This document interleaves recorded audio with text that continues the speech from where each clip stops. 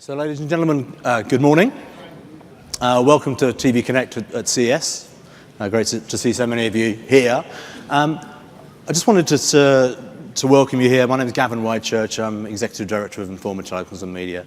And I'm responsible for the TV Connect event series, which features the largest event in this space, which focuses on the area we used to think of as IPTV, connected TV.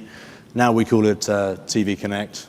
And I'm very pleased that the Consumer Electronics Association invited us back for the second year running to run this session with you, to talk to you about the developments in this area. And to talk about something slightly different than we spoke about last year. Last year we talked about connected TV and the growth of smart TV. This year we're talking much more about content delivery and the content delivery ecosystem. This is a major part of what we do as well, and we actually have a series of shows that feature around this. The CDN World Summit in October featured some information that I thought was very interesting and relevant to the discussion, and kind of highlighted the drivers behind the growth of over-the-top TV delivery. And I want to hark back a little bit to last summer. Us Londoners love talking about the Olympics. But one of the things that was presented exclusively at CDN World Summit last October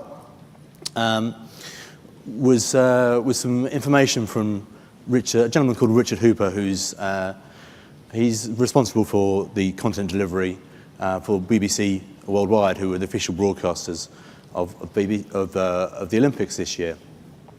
And it's interesting to think about this last year, 2012, was really the first fully digital Olympics. When you look back 4 years ago to Beijing, that was the first Olympics where content was delivered over the top on demand to users, but that was really just to PCs. It seems strange looking back now, but it's only 2-3 years since the iPad first launched, and these devices that were not being used as pervasively as they are now. So at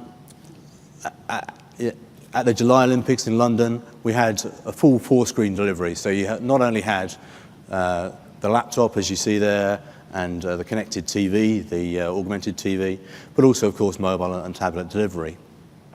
Now, if you look back, and I'm grateful to Richard for these slides here, if you look back to Beijing, this slide shows you across the 17 days of the Olympics, the amount of usage there was on a day-to-day basis. So you see, starting off with some of the minority events. The Olympics starts off around, the athletics starts off around day 6, and you see increased usage there. If you look onto 2012, there's some different usage, and there are some reasons around that, particularly around this is UK data, and the UK, the Team GB medal hopes were stronger earlier in the whole event. But here's the thing, when you map on 2008 onto 2012, that's the amount of growth that you have between over those 4 years and the amount of consumption of on-demand video. So quite a colossal growth.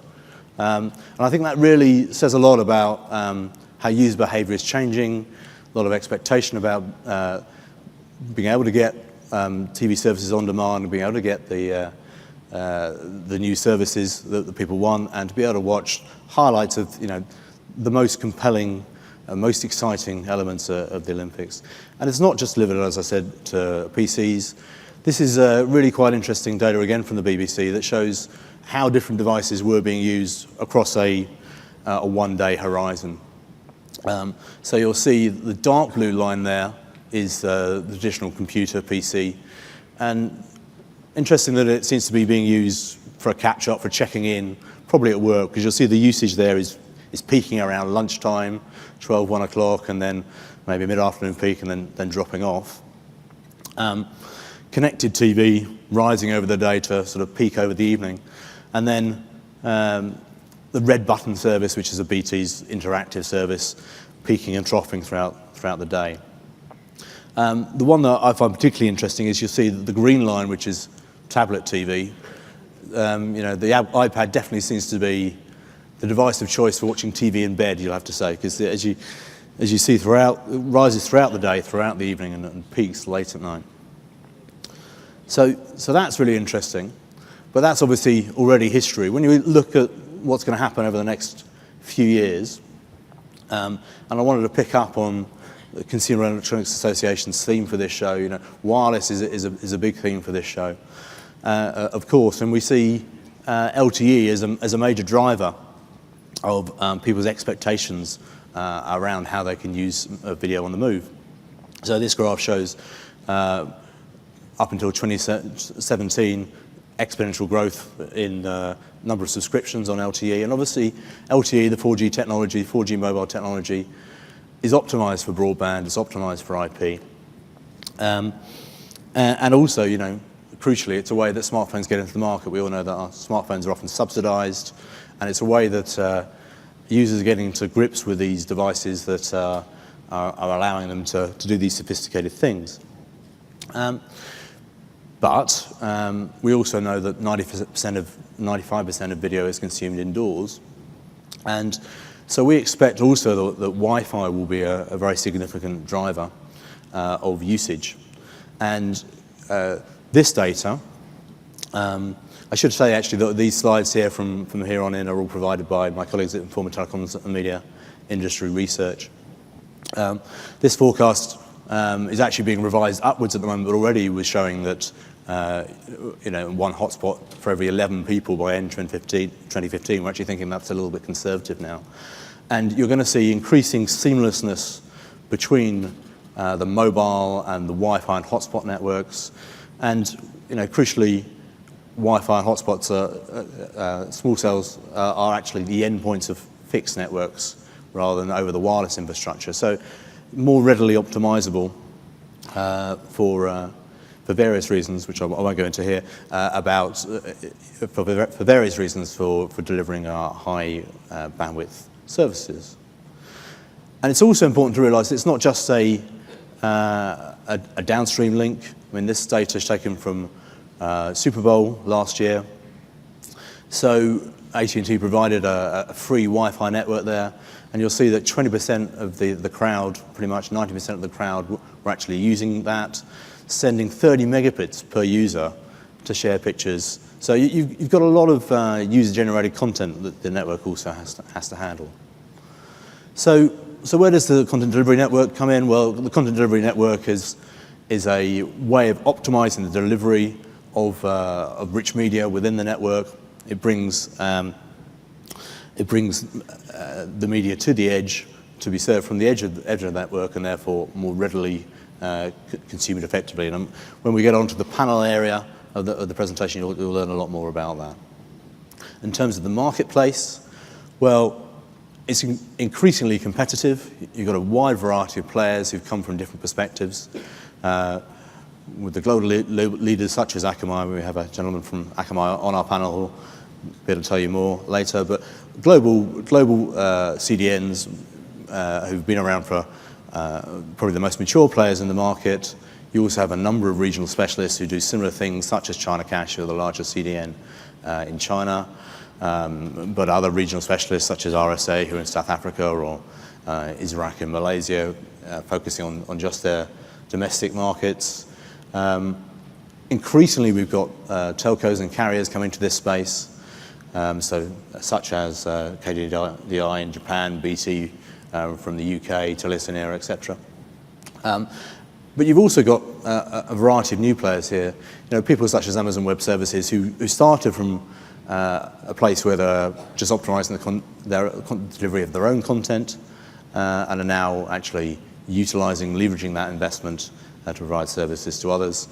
And Google have a similar approach to the market, I guess, that they build out a CDN network to deliver their own content initially, YouTube, etc., and now are using that network to to resell their services to others. So all this competition means that OTT TV delivery will get cheaper. This is based on US CDN prices, and you'll see the video prices are actually coming down very significantly, again up to 2017, which is great news for the consumer electronics industry, great news for the user experience of the end user, who's actually going to be increasing more and more their consumption of online video. And it's not just an online video. This market share graph actually shows you that video is a considerable amount of the traffic, but the yellow element of the graph you can see here is non-video traffic, so other forms of rich media and user-generated content. In terms of the way the market is set up, I guess you could say traditionally there's been three major sort of positions in the market. In the middle of this graph, I put the over-the-top CDNs, the traditional CDNs such as Akamai, Limelight, Edgecast, who've been doing this kind of service for a long time. But increasingly, as I said, carriers are offering CDN services. And they're really interested in the CDN space as a market opportunity, but also they're interested in probably lowering their delivery costs. Whereas on the left-hand side of the chart, you've also got the content providers who I mentioned have in this time frame have been interested in optimizing the delivery of their own content and similarly in minimizing costs. But we're actually seeing an increased sort of blurring of the positions of the market players. Netflix themselves have developed their own CDN strategy, allows them primarily to minimize their delivery costs, be in control of those delivery costs. But you're also seeing the traditional over-the-top CDNs being squeezed as the likes of Amazon and Google are sort of moving into their market space. So it's going to be very interesting to see how this dynamic evolves. And one particular option for the way the market might evolve is that are we going to see increasing infrastructure as a service? We've all heard so much about cloud over the last couple of years. Will this market move to a cloud-dominated marketplace? So that's kind of it for my sort of contextualization and introduction. If you want to find out any more about any of these areas that I've mentioned, we have a wide variety of specific drill-down events, such as the TV Connect show in London, which I mentioned, but there's a wide variety of things around Wi-Fi and mobile video and LTE that we can offer you. And without any further ado, I'd like to move on to the actual nitty-gritty of this session, which is the panel, and introduce our moderator for the session, Colin Dixon, who's a senior partner with the Diffusion Group. Colin. Thank you, Gavin. So I think you all in this room are to be congratulated, because to a large extent, the explosive growth that you saw in Gavin's numbers in the use of bandwidth for video has come from the explosion in devices, connected devices. In particular, the iPad and tablets in general, which have had a remarkable impact. Penetration the last time we checked was about 27% of adult broadband users. I'm expecting that after this season, this holiday season, to peak possibly even above 40%, which is incredible when you think just 2.5 years ago that product was introduced. Gavin actually reminded me of something at another Informa conference last year, OTTCon. There was a lady from the BBC who was talking about the Olympics coverage.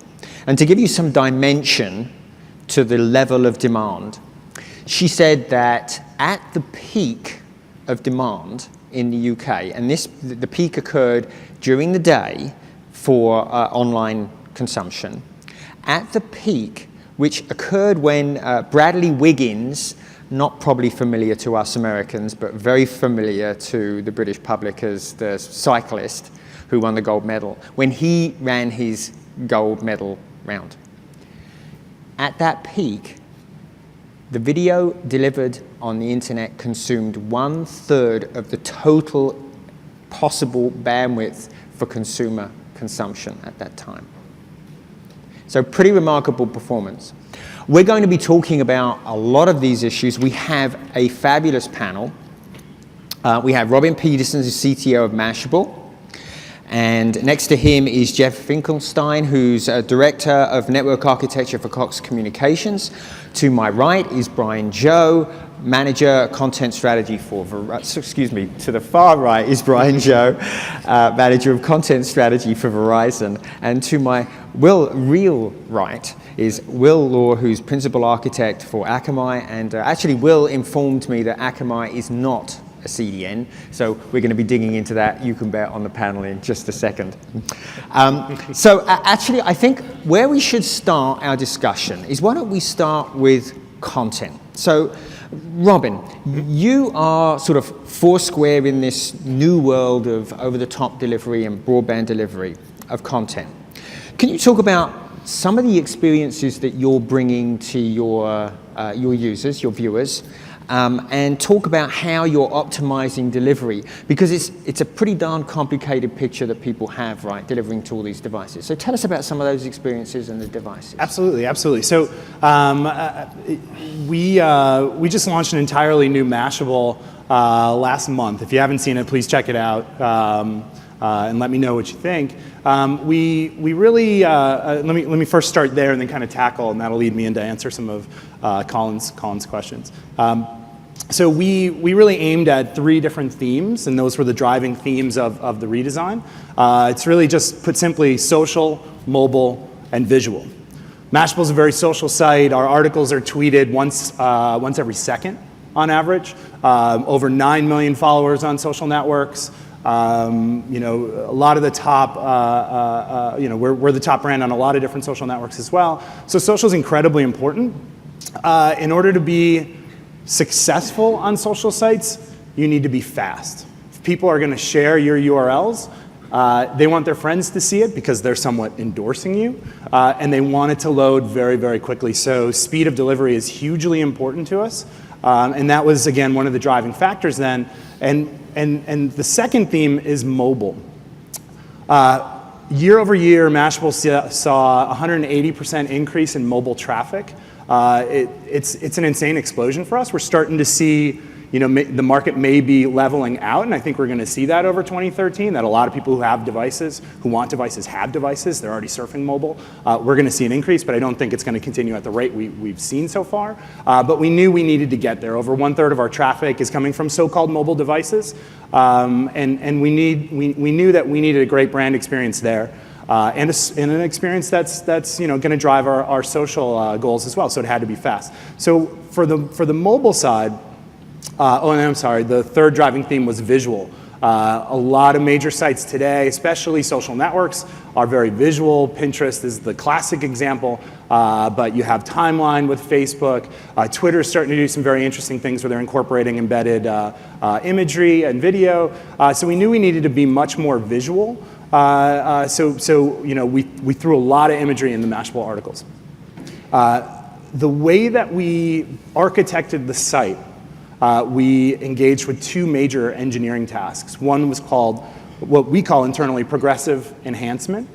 And progressive enhancement really is, we knew that since we wanted to build one site and it needed to work across all devices, first let's take all these notions of, even the words desktop and mobile, even though I just said them, so I'm a bit of a hypocrite. Let's take those and just throw them out, because they don't really matter anymore, right? People carry all sorts of devices. I carry a Nexus 7 with me. I have an iPhone. I use my MacBook. When I'm at the office, I have a Retina display. Completely different profiles, right? We needed to make sure that Mashable worked across all of them. So what we do at Mashable with progressive enhancement is we deliver very, very simple HTML at first. And we deliver that to the client. And then we have really intelligent JavaScript that we developed in-house that basically says, okay, what device is this person on? What's their capabilities? And then let's make the site look beautiful for them. right? So we're responding to their device. We're employing adaptive functionality. So if they have swipe, they can see, swipe capabilities, they can swipe. But again, the key is you need to be fast. And the way to do that is through so-called progressive enhancement. Get the content there quickly so mobile devices with low bandwidth can actually get that content, start rendering it, then make it beautiful. And processors are fast enough that there isn't a lag between that step in our experimentation. The other piece is for every image that our editorial team uploads or that we curate from the web, we put up the largest image, and then we on our side, develop 6 different versions of those images, and then our JavaScript on the client side says, well, this user's on a smartphone, so we're going to grab the small versions and show that to them. Or this person's on a double pixel density retina display. We're going to grab the big images and show it to them. And we've done it all in JavaScript on our side. That's something we're really proud of, and we believe very strongly in engineering at Mashable. It's something that we'd love to see the CDNs play a bigger role in, because we don't think that every media company out there needs to do all of this. But again, we needed to get there if we wanted to be social, mobile, and visual. So that's a great theme, I think, and I think I want to turn to you, Will, and ask you about that. It's a big challenge now delivering on multi-screens, right? Can you talk a little bit about how you help your customers master that challenge, and how you deal with so many different screen formats? Yeah, certainly. So it's the video that you saw for the Olympics, for example, was the culmination of a whole lot of complexity being addressed. At Akamai, the main issue we're dealing with for delivery to devices is a format differentiation. So your Apple devices like to get HLS. Desktops might want to get Adobe's HDS. We've certainly seen a move towards the HTTP segmented content. But there are different forms of encapsulation. There are TS segments versus MP4 boxes. So something we do within Akamai that people may not appreciate is when you put video into our network, we actually break it apart. We'll separate the audio and the video. We'll keep them as their raw components, and we'll bundle those into something we call an intermediate format that's good for our network to cache. And it's a nice stable format, and we move it through the network. So now instead of you having a HLS stream and an HDS stream moving in parallel and fighting for cache position and for delivery, we have the single container that goes out. And then right there at the edge, our edge servers will re-encapsulate the video. They'll make it an M3U8 on demand, which is the manifest file. They'll make the F4M, and they'll prepare the video and deliver it out. So we get a lot of efficiencies, a lot of complexity there, because what comes in looks like it just moved through our network and came out, but in fact, we made it on the spot. So the earlier point I was about that we don't like to describe ourselves as a CDN, because you inherently get the notion that we're a moving company. We just move heavy things or small things from point A to point B. And you can think of us more as, we're not a moving company, we're like a truck full of wood that shows up to your house with really fast carpenters, and we will make whatever you needed if you're ordering furniture.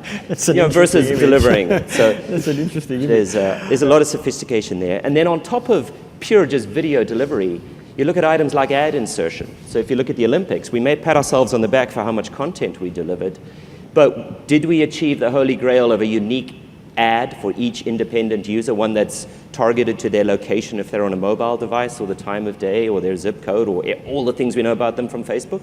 No, we didn't. Advertising is another layer of complexity that we have to bake in to our delivery. On top of that, there's content protection as well. A lot of the Olympic content was open. People paid money for it, so it was restricted on IP, but there's strong need both for premium theatrical content to be able to protect it all the way to the end user, and that has to be done, again, at the edge. So we heard about managing the delivery to multi-screens from, I guess, a pure OTT type of approach, over the web type of approach.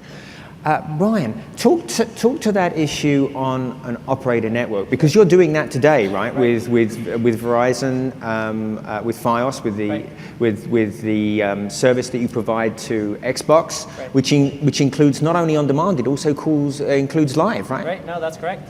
Yeah, I mean, I think to deliver a video service, there's several elements that really, at Verizon, we really appreciate, I think, what our customers are telling us, and what they're telling us is that they don't really care what device they're using, or where they are, or what network they're on, or what country they're in. if they want to watch their particular content or the thing they want to see, they just want to see it at that particular time with whatever device that they have. So we really striven to give our customers, I don't know if that's even a word, but we really try to put the customer first at Verizon. So I think we certainly appreciate a lot of the complexities that we'll mention with the front end, sort of optimizing how the video gets split and separated from the audio. But I think for us, in addition to developing lots of really interesting front-end clients like on the Xbox, and we've got some partnerships with some of the smart TV companies who are probably in this room, we really focus a lot on some of the heavy lifting that I think not a lot of folks who aren't operators don't appreciate. So for just like any broadcast, in order, like ESPN as an example, for us to receive an ESPN feed, we actually have huge satellite farms throughout the country. We have 2 really large satellite farms throughout the country that receives a feed from ESPN. And we have to take that feed and encode it into all these different profiles and send that out to the sort of web infrastructure and transcoding farms and things like that can really start to do things like take apart the video and audio and present it to the user. So I think the part that operators really have to deal with that not a lot of web companies have to deal with is just really the infrastructure that's required to build a satellite farm or to build really large IP networks and things like that. Because you're responsible from end to end.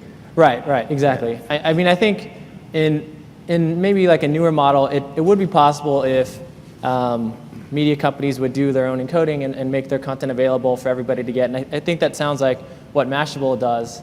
But I think in the world of TV, at least, there's still a lot of premium content that is available through traditional methods.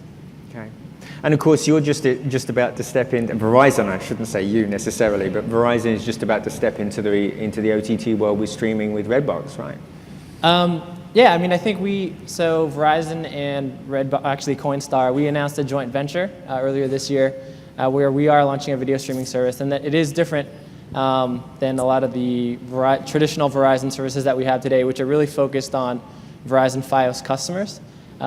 It is a joint venture, so we try to keep them at arm's distance. So I don't want to make any other announcements or steal any of the thunder, but I didn't mean to put you on the spot. No, that's actually right. What I was hoping was you could expedite my beta so that I could actually start using it. Yeah, no, I mean, from our perspective, I think some of us have seen the service and we're really excited by what's to come.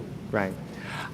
Jeff, I want to turn to you now. You had a very interesting announcement yesterday about a really cool new IP gateway that you're going to be deploying into customers' homes.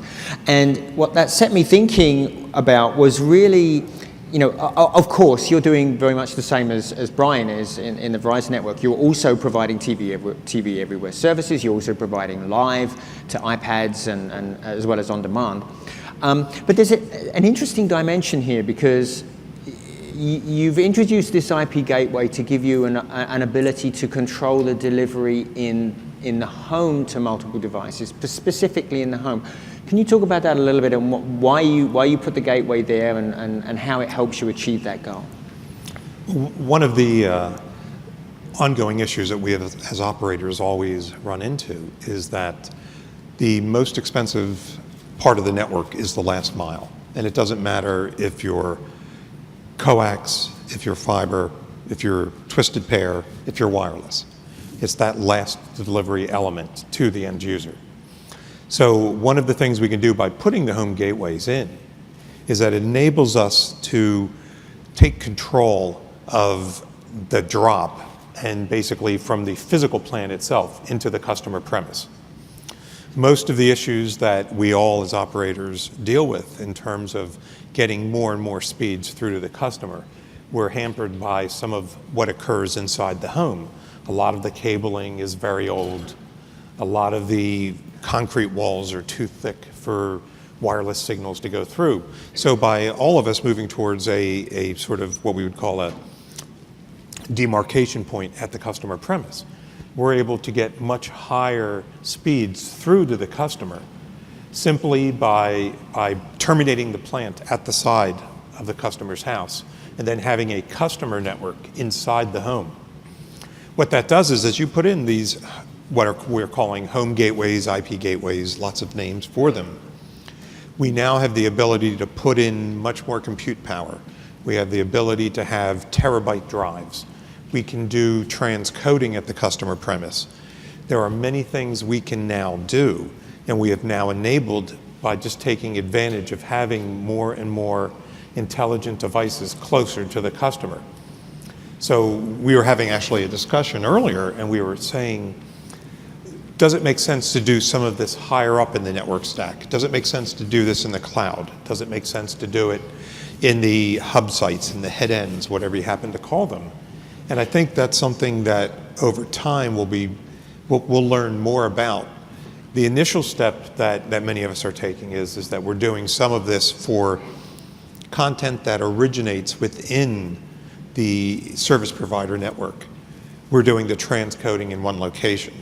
Content coming over the top that's already in the Akamai cloud, for example, a lot of that has already been transcoded by others, folks such as Mashable.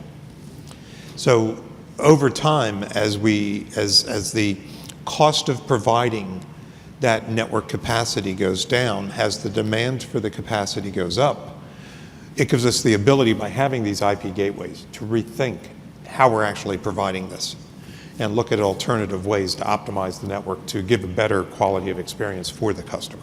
So are you actually anticipating sort of reaching into the customers' homes and controlling the gateway? Or is this in some way independent? Explain a little bit more. So the gateway is actually the termination. I guess the question I'm asking is, does that IP gateway in the customer's home become part of your network? So in its initial design, the IP gateway is the terminating point for the cable network. So it is indeed part. And then from there, inside the customer home, it's a MoCA network, or it's an Ethernet network, Okay. or a wireless network. Very good. Now, I did want to stay with, just for a minute, to explore live. This is for anyone. Live is pretty different. The demands of delivering live television is very different to the demands of delivering on-demand television. Could you share with us some of the things that you have to do differently to cope with live in your networks? Who would like to kick off? Well, we were, again, one of the things we were talking about is with live content. When everybody's watching the Super Bowl, you are able to do IP multicast the same way we do broadcast today. But if you're familiar with the concept of switched digital video, when everybody's watching the same content, you are able to just have this one broadcast stream. But as soon as somebody hits a trick function, it has to drop into a unicast mode. So if everybody is watching the Super Bowl and hitting pause so they can run and get another beer or get more pretzels or whatever, that triggers a drop back to a unicast stream, which immediately just dramatically grows the amount of bandwidth that you're now using on your network. And while spectrum, as we look at it, is free to the almighty, cable companies and broadband companies have to pay for that. So we look at ways of optimizing it. And one of those ways is using IP multicast for an IP stream. So in the same sense, in the way that we do switched digital video today, when we drop from a multicast to a unicast stream, we need to go from an IP multicast to an IP unicast. But as soon as they go back to live mode, switch them back into an IP multicast stream and gain the efficiencies of multicasting that content. Yeah, I mean, I completely agree. I think in terms of live content, particularly high quality premium content, the internet just really isn't the best way to deliver that content. And there's still a long way to go. So like, if you think about the Super Bowl, and if you estimate maybe 20 million people are watching that at any given time, to stream all of that over the internet at, let's just say a 4 megabit per second HD stream, that's just a tremendous amount of traffic that really the public internet is not designed to handle. And I think it's, when you take a look at that, I think you start to understand that, hey, internet video and over-the-top solutions are good for, in some cases, where perhaps you have a managed network all the way end-to-end, or in other cases where you have something optimized, like some of the other solutions. But for general purpose use, it's still quite limited. Will, would you agree with that? Yeah, so we did stream the Super Bowl, and you're right. If everyone who watched it on TV had gone online to watch it, you would have melted Akamai and you would have melted all the networks we feed into, because there just isn't that capacity today. Right. So a lot of issues with live. One of the main ones is we still unicast. When we go over the top, we unicast live So streams. unicast means one-to-one. It's your unique stream. So the server's sending it only to you, not to anybody else. So if we were all in the same room watching the Super Bowl on our mobile phones, each of our phones would have try to establish a megabit connection back to a server somewhere. So that's inefficient. We should be able to send one stream to the room and then share it amongst everybody. And that would be multicast. The trouble with multicast is if it's a managed network, you can make it work. But we have our edge servers, which then hit a plurality of other networks that we don't control. And we can start to look at special deals with Cox or special deals with Verizon where we could multicast into their network. And those are being looked at, but today the majority of live is still done unicast. And it raises another issue if you think about very large streams. Imagine 1 million people are watching a stream like they did for the Olympics. It's a live stream. And all within the same second, pretty much, all 1 million people stop watching that and go to an ad. Now, on your web players, so we've got all these servers that have spun up now. They're delivering a terabit per second, which is 1 million people times a megabit. And all of a sudden, they all go to an ad. They go pull their ad content from somewhere else. So our server load goes like that, drops off. And what do? We're a CDN. So we now put other customers, people hitting their bank sites, people shopping on a site. We fill it up. The server's happy. And then all of a sudden, at the same point, it comes out of ad break. Now 1 million people want instant access back to the same stream. And those sort of peaks, those instant sharp peaks, are very difficult to deal with. And you may not appreciate it when you're watching your stream on television. Television is 80 years of broadcast technology making stuff look very easy. And the internet, we've got 20 years of trying to do the same thing. And it's flash transitions like that are something we need to address.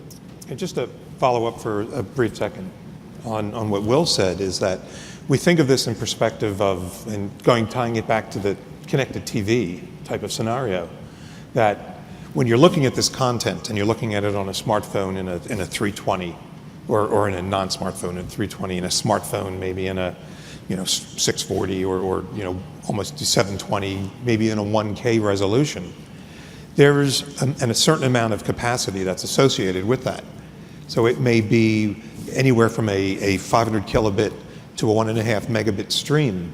When you start going to a connected TV, nobody wants to see that on a 72-inch television in a 500 kilobit stream. So now you want probably a 7 or 8 megabit stream. Right. Now think about when you go even further, when you're looking at a larger TV that's in a quad format. So if you're at an 8 megabit type of format with a 1080p stream, and you go to a 4K TV, which you're going to see a lot of here at CES, now you're up around 35 to 40 megabits with MPEG-4. So imagine you take Will's numbers and scale them another 4 orders of magnitude. The problem is that currently the prevailing wind speed on the internet is coming in somewhere between 20 and 25 megabits per second. So it becomes very hard to sustain this. And fortunately, with companies like Akamai bringing this cached content into the networks and all the vendors that are doing that, it really is enabling a lot of innovative technologies that we would not be able to have otherwise. So it's interesting stat on Jeff's point. So on the Super Bowl, the streams were delivered from, say, 250K up to 3.5 megabits per second, I think was the peak. The average of everything was 1.6 megabits for the Super Bowl. So we still struggle. The bandwidth we're able to deliver over the top for content is far below what your cable system can deliver to your television, and you get the matching quality difference there. We can sell 4K TVs all we like, but we're still trying to do 720p well to our devices. And that's the norm now. There's no more 320, 240 video out there on mobile. Every phone in your pocket can do 720, and you expect that now in terms of your quality threshold. Okay, so we've got awfully techie, so I'm going to up-level a little bit. Let's talk about gaming. Gaming is a pretty interesting space. I mentioned how powerful the tablet format is. On the tablet, for example, 20% of people's time is spent actually playing gaming. We're seeing, actually, I think we're seeing renaissance for gaming. There's a lot of casual gamers coming in now with services online. We're even seeing professional gaming from services like OnLive that are seeking to replace the game console in consumers' homes. So let's talk a little bit about that type of the game space and the impact that gaming can have on bandwidth, on consumption, and on the consumer. So who'd like to kick off with gaming? Gaming touches us three different ways at Akamai. The first is the sort of obvious, the delivery truck, where we'd have to deliver what is a very big download normally. When you purchase a game online, you get a gigabyte or two of content. That's actually a big business for us. We do a lot of that. The second one is for live gaming, being able to do the equivalent of a SIP handshake and introduce people who then want to connect. A very different type of connection. It needs to be much, much lower RTT than you can support on a big download. So the second type. The third one is then the server-generated games where you just basically, your client is acting as visualization engine. Now we have to, again, have a very low latency connection, but now at a much higher bandwidth than you need to use for synchronization. And those require different network topologies. One we can serve from more centralized data centers. The other, we really have to get close to the end user. Maybe we have to have separate maps within our network that are handling. Maps, my meaning which server you go to when you actually connect to us, and prioritize it that way. So gaming is not this monolithic problem. It's a bunch of small problems, and it's definitely growing. Yeah, I'm personally a fan. I think if you have server-side gaming delivering it to a device, you're wasting the quad-core processor in that device.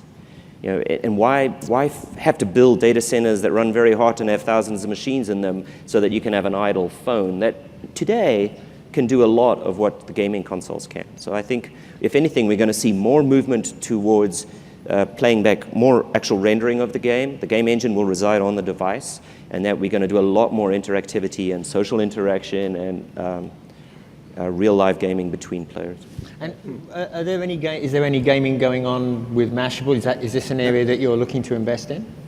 I think most of the gaming that we do at Mashable is probably just us killing a little bit of time in between trying to build out the site. But you know, we actually, you know, our kind of profile at Mashable is, you know, we have local or native apps as well as mobile web apps, and I think that's kind of a, you know, whether we're talking about native games, like I'm obsessed with the game The Walking Dead, which is a native game on my iPhone. A lot of people are. Yeah, it's unfortunate, but it's a great game. We probably would have launched about a week earlier if I hadn't been obsessed with this game. You got to get those zombies. But so our mobile web footprint, though, just being the kind of site we are, is probably 200 times what our native footprint really is, just talking about users. Because users come from social, they hit us, and they spend a lot of time on us, and they share back out to social. And there's a great little kind of, you know, virtual cycle that works for us. But that's the kind of content we are, right? We're a site that's very social. We'll talk about things that you should share with your friends, all those sorts of things. And I think that though is not just us and not just, you know, media companies, but also I think those are the kinds of cycles that you'll see in games that are cloud-based games too. They're very social games. They're light touch. They're not The Walking Dead, which is very GPU intensive,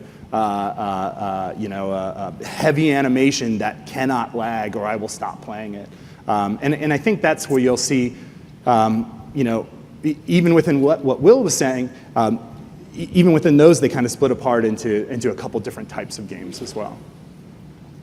Yeah, I see. I get lots of messages that my son has won another game of Tetris on Facebook.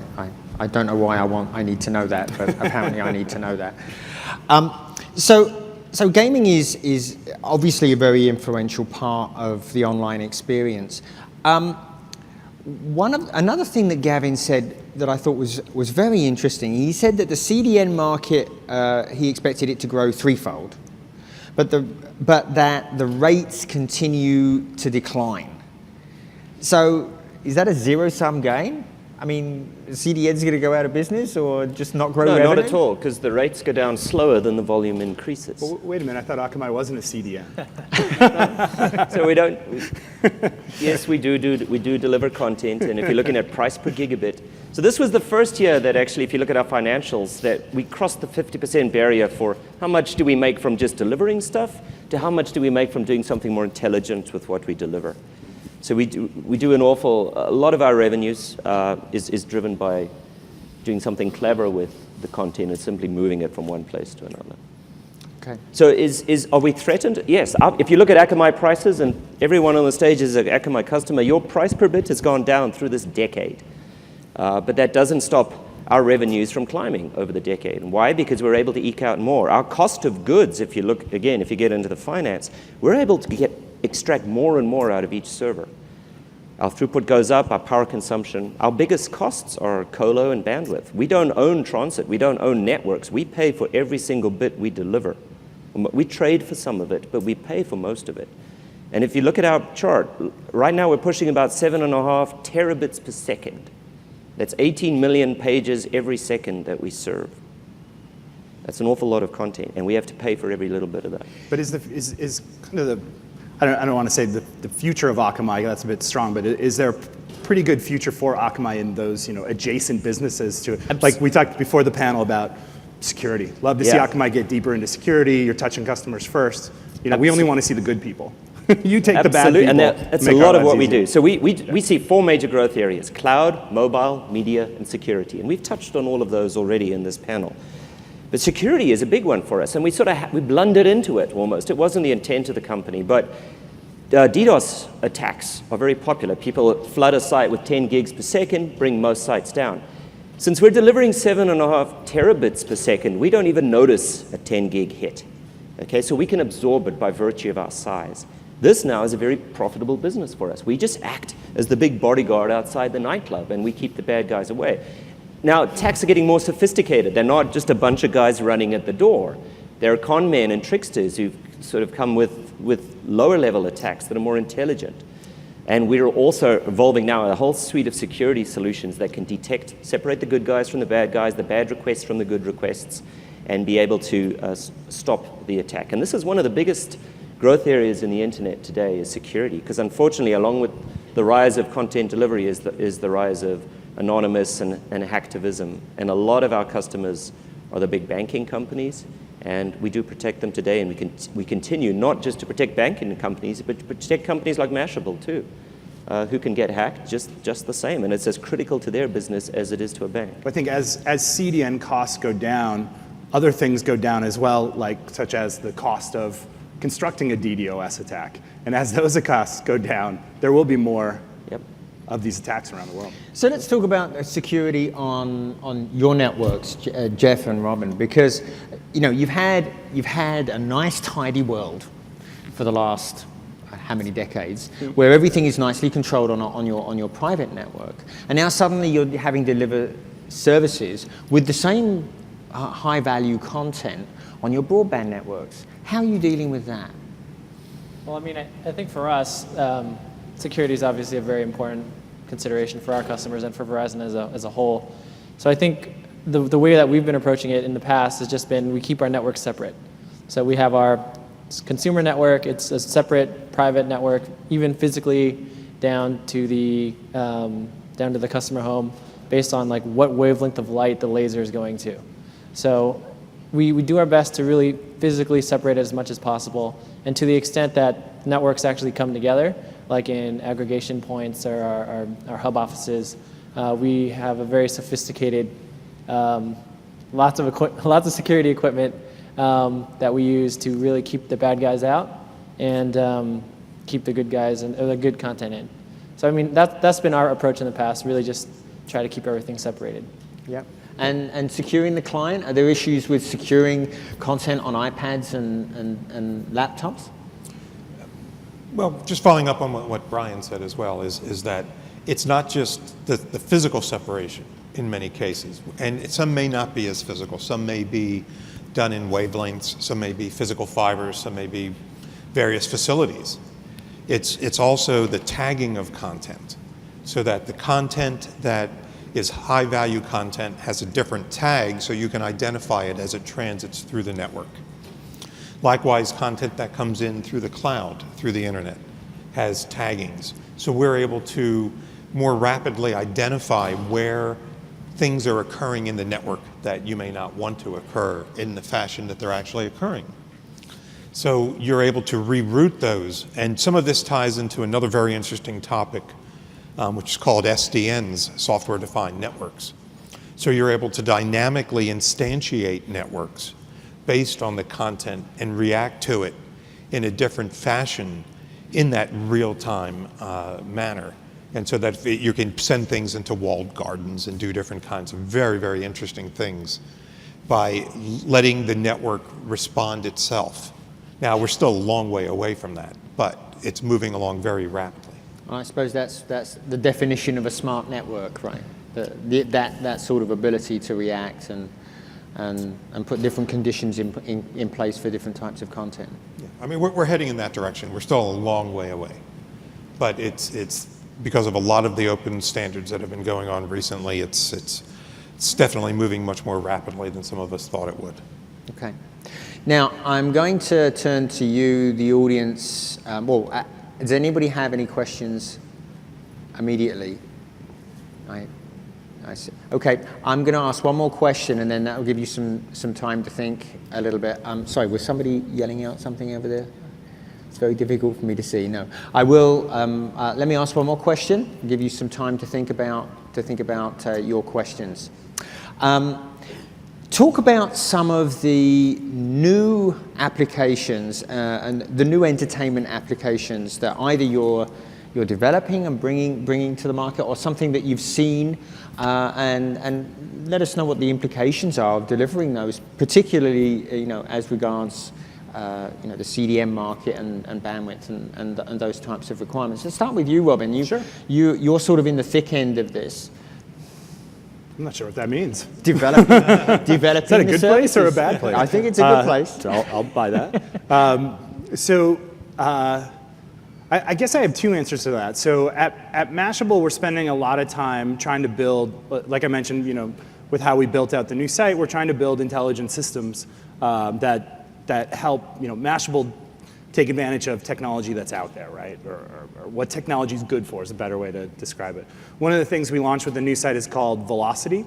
What Velocity is really is a set of crawlers that go out and crawl the web, and we watch all the signals across the social web to bring back all this great information about what's happening across Facebook and Twitter and Pinterest and other places that really inform us as to what's happening right now. What's kind of our visibility into what's about to go viral. And then we get that data, and we even do one more step where we apply a predictive model against it, and we say, okay, we see these things happening right now, but what's really going viral in 4 hours or 6 hours or 8 hours? And that's a great set of information for any media company, especially a company like Mashable, where we actually, the internet is our beat, right?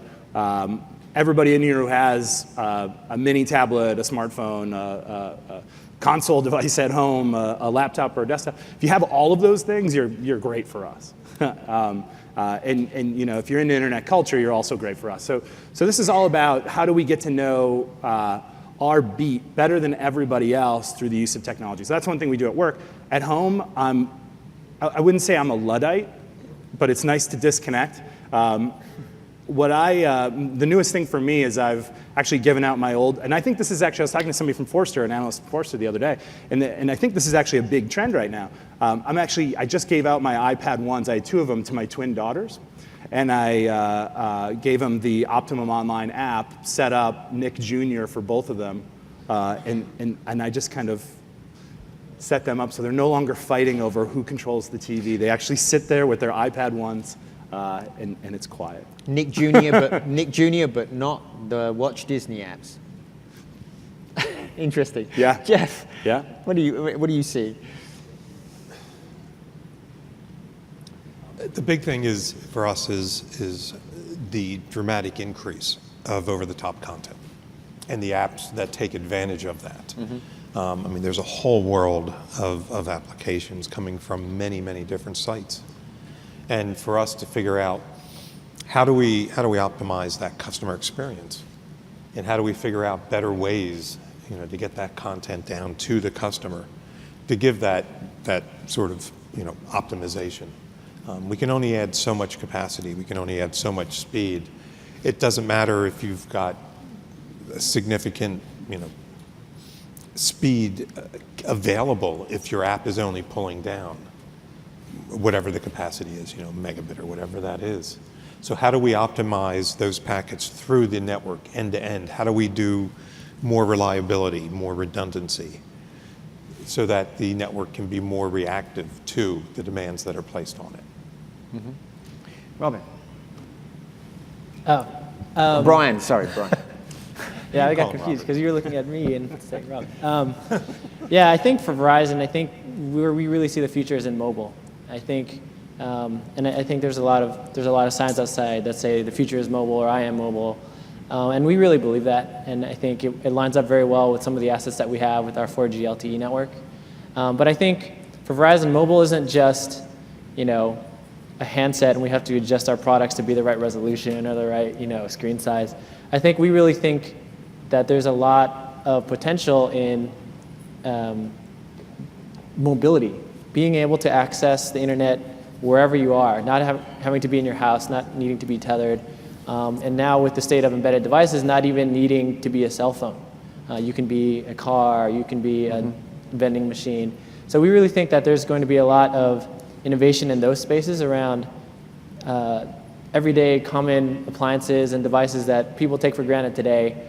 We really think that there's going to be a lot of new products and services that evolve around those, and we're really excited because we see that driving a lot of our wireless business. Is it fair to say that wireless operators really don't want video on their wireless network? They'd rather people, that get offloaded to Wi-Fi?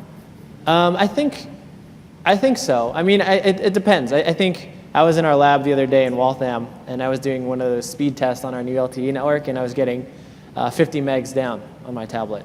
So the wireless networks are getting better, and they can certainly handle a 3 or 4 megabit stream.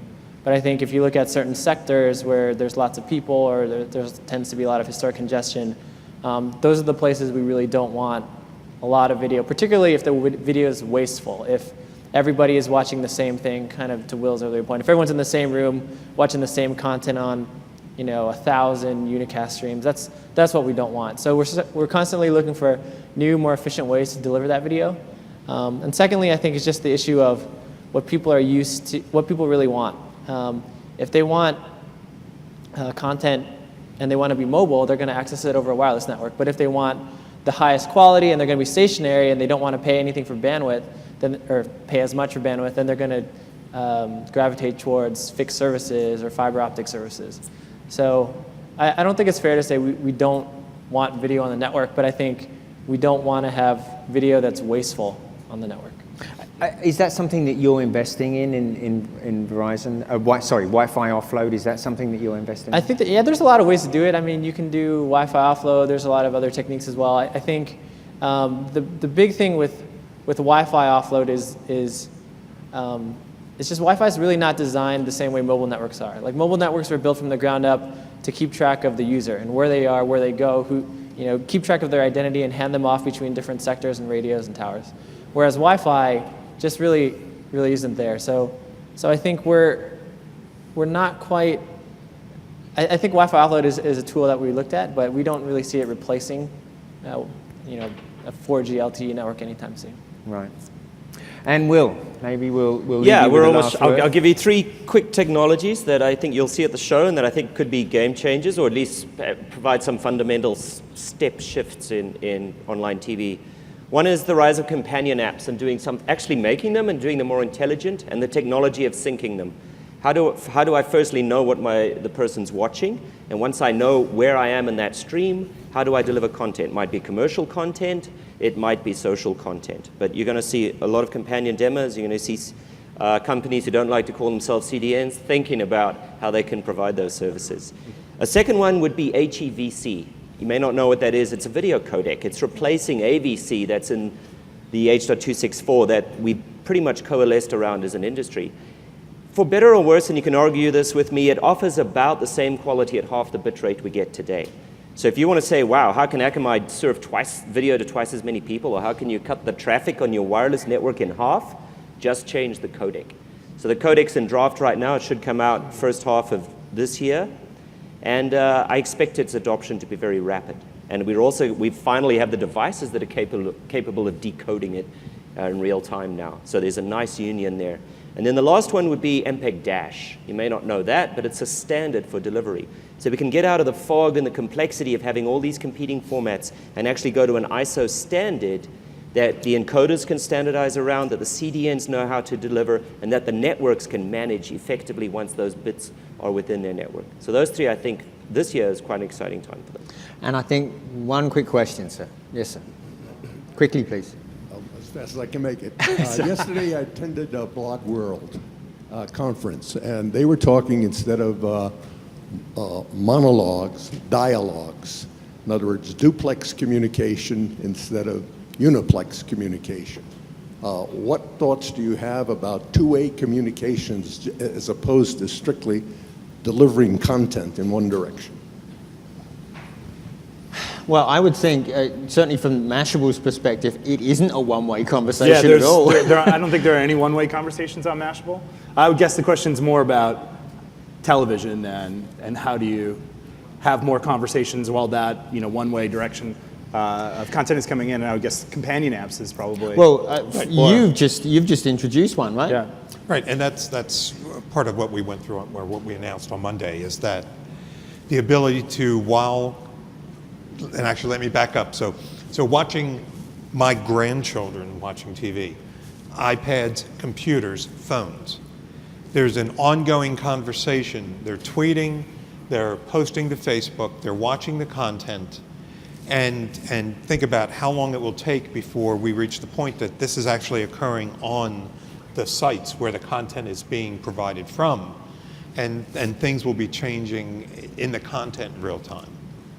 So there's been some very interesting work done at some universities, Georgia Tech, Clemson, for us in the South, whereby there's things going on the screen where if you want to know about something, you can actually touch the screen and it takes you to a pop-up, and then you can communicate about, this dress that this person was wearing is available over at Macy's, and put that to your friends. Very interesting things going on. Expect actually at the show, go by Samsung's booth and LG, and I think what you'll find is second screen, collaboration and coordination between those screens is going to be a major theme at the show. So I think with that, we're done. I thank you for your attention, and I thank the panelists. Have a good show. Thank you.